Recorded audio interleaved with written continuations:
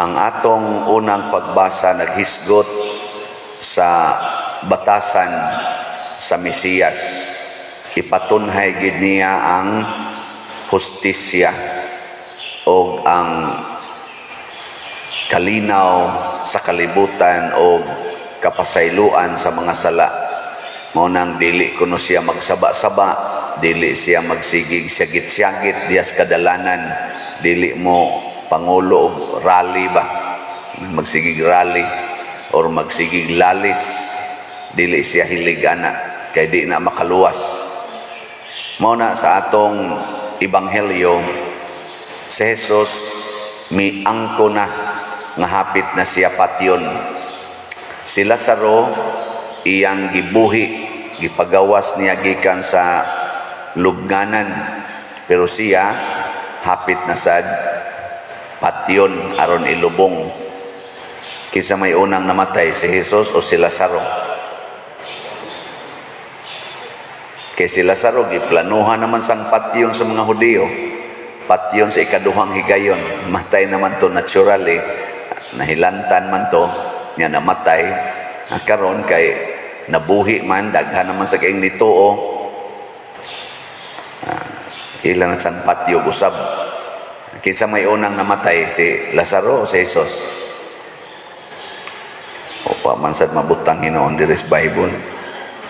Pero nauna pa tug kamatay si Lazaro, ibutang sa doon dato niya, wa man mabutang di sa ato pa si Jesus gi unang namatay. Nganong una man siya kay hapit naman si Maria ang igsuon ni Marta o ni Lazaro mibubo og pahumot sa tiil ni Jesus. Nya unsa may gisulti ni Jesus nganong gibubuan ang iyang tiil ni Maria? Ngon siya giandam na ni sa akong paglubong, sa akong lubong. Kay kanang sa una gud ang mga Hudiyo kanang bitawng malubong ang kuan, kanang minatay ilam ng hugasan kay di man nahayaon og dugay, within 24 hours ilubong man gina. Ilan ng hugasan, ighumaghugas, ilan ng bubuan og pahumot nya puston dayon og kuan katong panapton nya ibutang ra na ngadto sa lubnganan. Gamay ra kay gasto, dili para karon nga lungon palangdaan na ani magsigig solicit nato dinhi pader para bayad sa lungon. Na kung anong namalit pa mamog lungon, inyo la tanang gilimisan og habol, di ba? Dali ra kayo, kaskas lang yun niya, mararabag tagpilang lungon, tag 40,000 ana. Naku inyo pa nang gilimisag habol, palit mo dito sa SM bisag duha pa kabuok habol ana, di tingin nakaabot yan ni 5,000 niya, ibubod na ni mo dito ana, imo nang butang gamay pahumot, ala ilunod dayon dito sa bahak.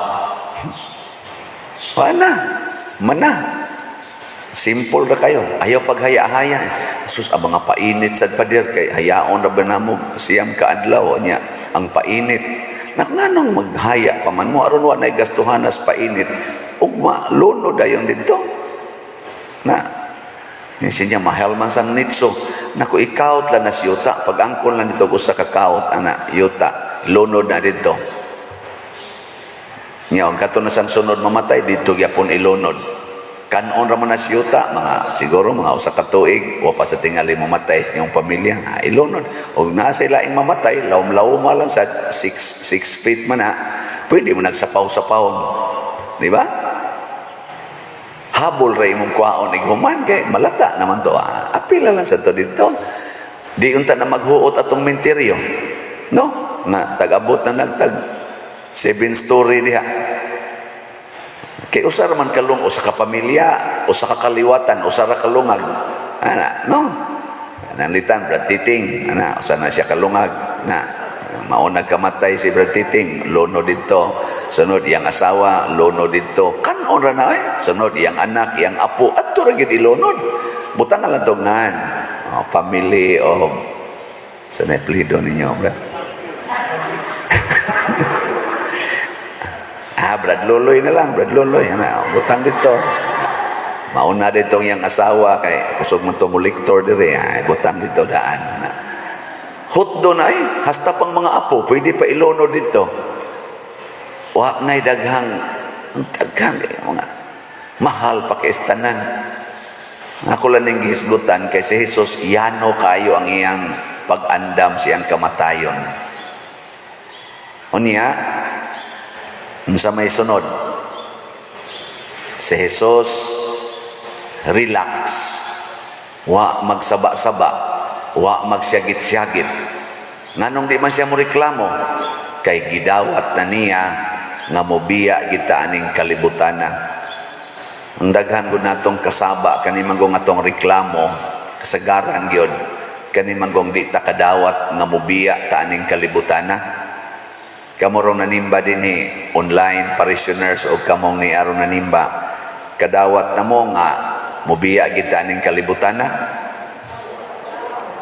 dawat sige lingian na imong tupad ing na kanus ka mubiya ngotan abay na kanus man ka gustong mubiya oy sagara nato di kadawat ayaw pa dir gagmay pa akong mga anak nga kung dagan kayo ko na pa ko'y utang bayronon sos may rabasag ni bayad wa rabagyod ako san mingon sa kundi apay daghang slot nga ibaligya pa di Lord ay sa Lord kay pa ko'y project Ginoo to ka ng project pwede ram nag di padayonon nganom di ay total mo biya ra bitaw ta dire di ba? Pero madayon sa arang-arang sa tingali. Pero di madayon, ada sakit setia nato Ayan na. Muna siya.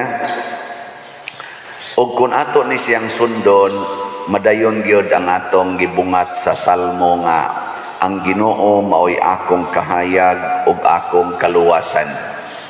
Kana bang ang sentro nato ang Ginoo nga maoy atong guide mausay atong kanini ang kaluwasan.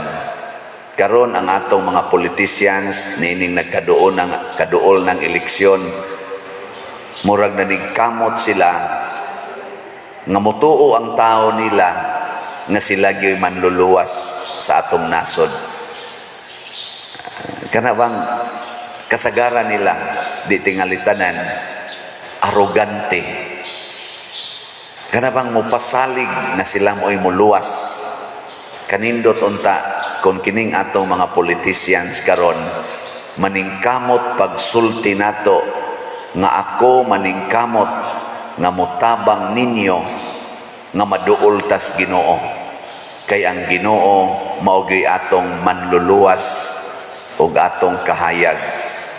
Nya ang iyang buhaton di siya manaot sa iyang isig ka magdadagan. Dili sad siya magsigig buan ang kwartang porting daghana. Kana bang mo gasto gyud bag binilyon ba para lang gyud mo daog. Dili siya ana. Ug mao nay tinuod nga manluluwas si Kristo galakaw ra wa ganay siya ikapalit og pagkaon motong giresibi lang siya didto ni Marta sa ilang pamilya. Ana ipakaon yano kayo pero siya ay manluluwas. Wa siya'y balay, wa'y sakyanan, wa'y savings, wa'y negosyo. Wa tanan, pero siya'y manluluwas. Nga naman, kay ang Ginoo man maoy manluluwas, mao may kahayag, dili man kita. Ako dinhi isip inyong pare, sige lagi ko wali dinhi aron makakita mo Ginoo. Di ba? Kutob mahimo hasta sad ko makakita sad ko aning Ginoo nga akong giwali. Nya kinsa may makakita niini ang maliwat ni Hesus nga mag-andam sa iyang kamatayon. Naintriga sad ko nganong si Maria nibubo maglana pahumot. Hinumdo mo sa una nilang kita kadtong si Maria wa mo tabang og andam sa pagkaon, wa mo tabang ni Marta. Hinumdo mo ato nga si Maria gasigira og lingkod sa tiilan ni Hesus og naminaw niya. Hinumdo mo na Mao to'y gisulti ni Hesus. Ingon siya, bibiya nimo Maria, kanang hapit na biya ko mamatay.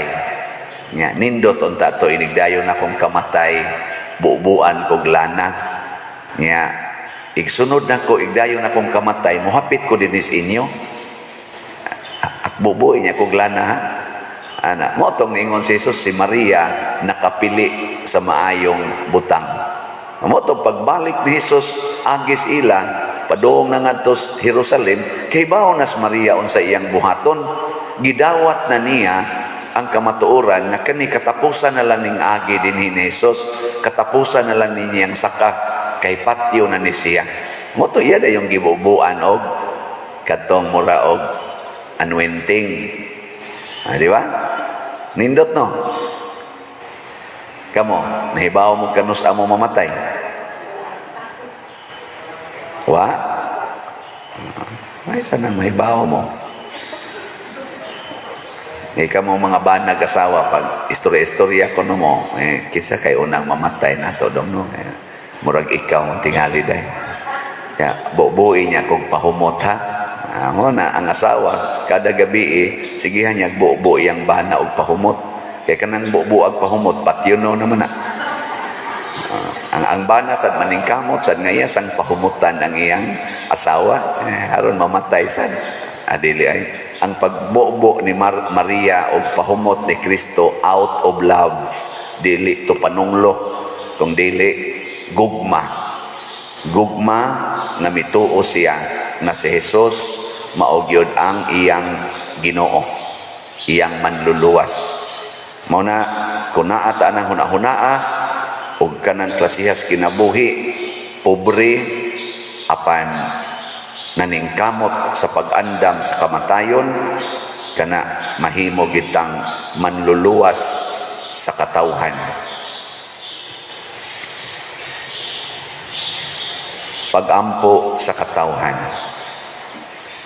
Mga igsuon, nining mga adlaw kanus as si Kristo nagampo og nangilaba sa iyang amahan alang sa pag-andam sa iyang umaabot nga kasakit ug kamatayon. Kita usab mudangop ngadto sa Dios uban sa mapaubsanon nga kasing-kasing ug moingon kita, Ginoo, dungga kami. Ginoo, dungga kami. Alang sa simbahan sa Dios, ang asawa ni Kristo aron malimpyuhan siya pinaagi sa iyang dugo. Mga muyo kita sa Ginoo. Ginoo, dungga kami. Alang sa kalibutan, diin ania kita magpuyo.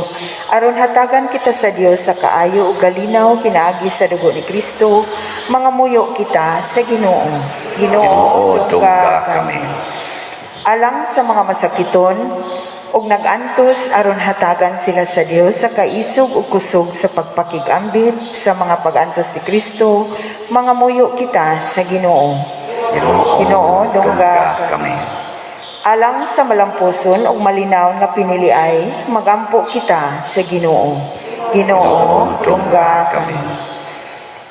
Alang sa kalampusan sa Second National Mission Congress karong umaabot Abril 17 ngadto sa 24, 2022 nga motak-op sa pagsaulog sa 500 years of Christianity, magampo kita sa Ginoo. Ginoo, dungga kami.